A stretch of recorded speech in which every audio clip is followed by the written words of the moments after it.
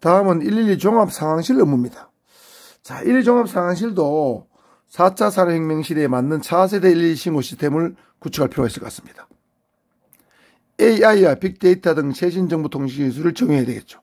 현재는 112 신고 앱을 통한 신고, 그 다음에 경찰 전자지도 소위 폴맵과 신고가 들어오면 112 신고 들어오면 폴맵과 자동으로 연동하고 있습니다. 이 폴맵은 뭐냐면 순찰차의 위치가 실시간으로 모니터에 나타나는 거예요. 상황실에.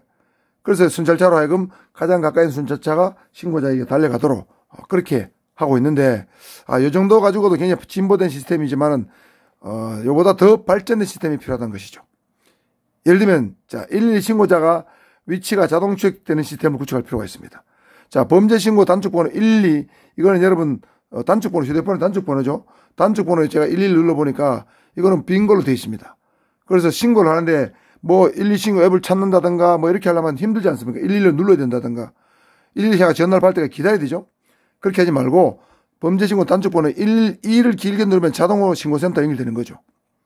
연결되게 되면, 이 전화가 들어오게 되면, 예를 들면, 신고 내용이 위급하다, 굉장히 긴박하다, 이럴 경우는 상황실 직원이 예를 들면 1번만 딱 누르게 되면, 또는 코드 제로를 누르게 되면, 통신사의 위치 추적 시스템과 자동으로 연동되게 한다면은, 위치 추적하는데 굉장히 시간이 단축될 겁니다.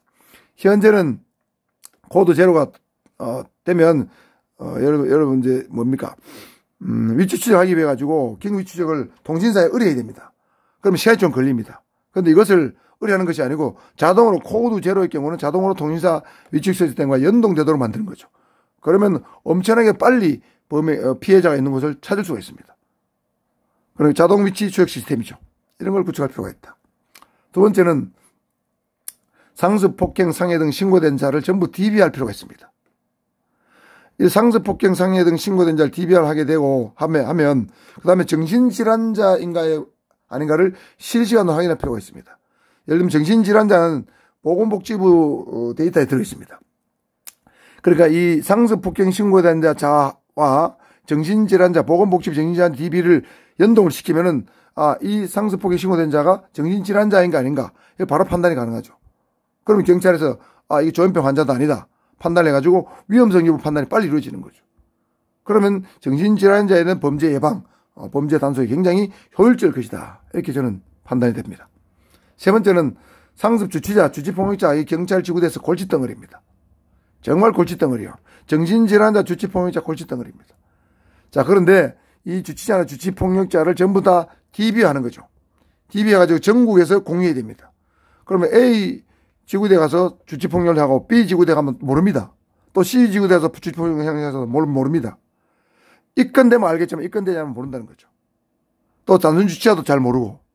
그래서 전국 경찰관서에서 공유를 하게 되면, 예를 들면 주치폭력을 여러 번 하는 사람, 상습 주치를 여러 번 하는 사람들은 자동적으로 좀 단속을 좀 강화해서 주치폭력이 2회 이상, 3회 이상 되는 사람은 구속영장을 원칙적으로 친다. 이렇게 된다면 공권력 강화에도 굉장히 기여할 수 있게 되겠죠. 이런 시스템을 도입할 필요가 있다 판단됩니다. 그 다음에 이는 안내 업무, 순찰 업무, 교통단속 업무를 하기 위한 로봇경찰 또는 AI경찰을 연구할 필요가 있다. 자, 예를 들면 지금 세계 최초의 로봇경찰이 아랍에미레이트의 두바이에 나왔습니다. 이게 바로 두바이에 있는 로봇경찰입니다. 가슴에 어떤 사각형의 어떤 모니터가 있죠. 사람 만나면 악수도 하고 격려도 하고 그렇습니다. 자, 이것도 로봇경찰입니다. 두바이 로봇경찰이죠. 색깔이 좀 다릅니다. 격려를 하고 있죠. 진짜 경찰관이 여기 있죠. 자, 그래서 2017년 5월 달에 세계 최초 인공지능 로봇경찰이 두바이에 탄생했는데, 키는 약 167cm입니다. 이 직사각형 모니터는 각종 서비스 제공 기능이 있습니다. 버튼을 눌러가지고 원하는 서비스를 정보할 수 있죠. 그래서 두바이 경찰청의 스마트 서비스 국장은 2030년까지 경찰 인력 25%를 이러한 로봇으로 대체할 것이라고 말했습니다.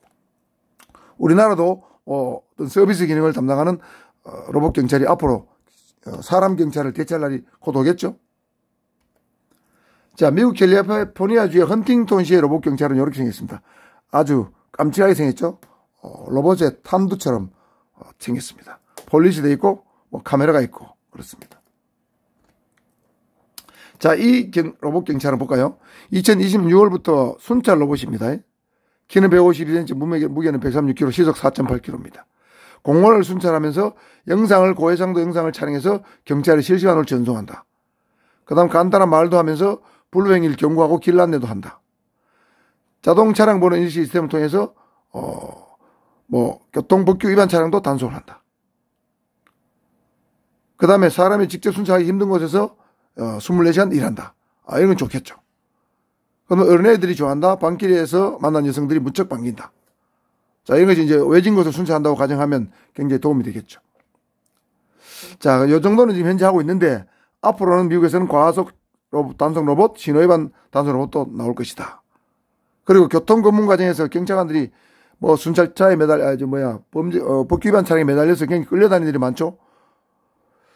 미국에서는 약 4,500명의 경찰관의 폭행을 당하고 11명이 사망하는데 이런 사태를 방지하기 위해서 그런 교통 단속 과정에서 위험을 당하는 것을 막기 위한 어떤 로봇 경찰을 만들고 있다는 거죠. 이미 개발 테스트 중입니다.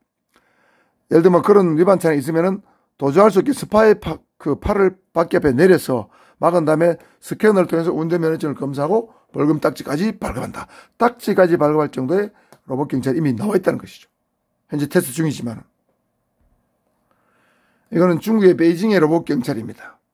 안순사라고 부르는데 안순사는 안전한 순사, 안전한 경찰이라는 뜻입니다. 이겁니다. 탱크 모양의 탱크 모양을 바뀌어 달렸죠. 어디든지 갈 수 있도록 넘어지지 않고 갈 수 있죠. 그 다음에 카메라 기능이 설정되어 있습니다. 자, 이거는 역시 중국의 베이징의 로봇 경찰 2입니다. 아주 최신형, 정말 로봇 경찰처럼 생겼죠. 이게 이제 공항 내를 순찰하고 있는 그런 모습입니다. 그래서 중국의 베이징 로봇 경찰은 주로 순찰용으로 쓰는데 범죄자 인식 기능이 있어가지고 안면 인식 기능이 탑재돼서 범죄자 또는 수혜자를 찾아내는 기능이 들어있다는 거죠. 그 다음 필요한 어떤 위반 사항이 있으면 카메라로 촬영을 하고 위험 사항을 인지할 때는 사이렌을 작동하는 그런 기능도 탑재되어 있다고 합니다. 많이 발전했습니다. 다만 이 로봇 경찰, 순찰용 로봇 경찰 또는 단속 로봇 경찰의 문제점은 뭐냐? 사람의 감정이나 제어식까지는 파악하기 좀 어렵다. 좀 문제가 있죠.